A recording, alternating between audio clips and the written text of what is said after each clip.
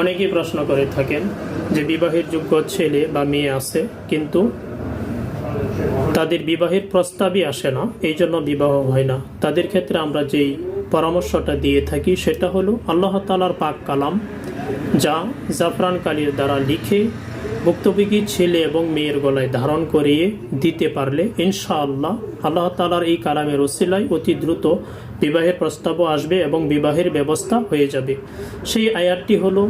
মনোযোগ দিয়ে শুনবেন, ওয়াতারাল আরদা হামিদাতান ফাইদা আনজালনা আলাইহিমাল মাআ ইহতাজ্জাত ওয়া রাবাতা আম্বাতাত মিন কুল্লি যাওজিন বাহিজ ذلك بأن الله هو الحق وأنه يحيي الموتى وأنه على كل شيء قدير وإن الساعة آتية لا ريب فيها وإن الله يبعث من في القبور. السلام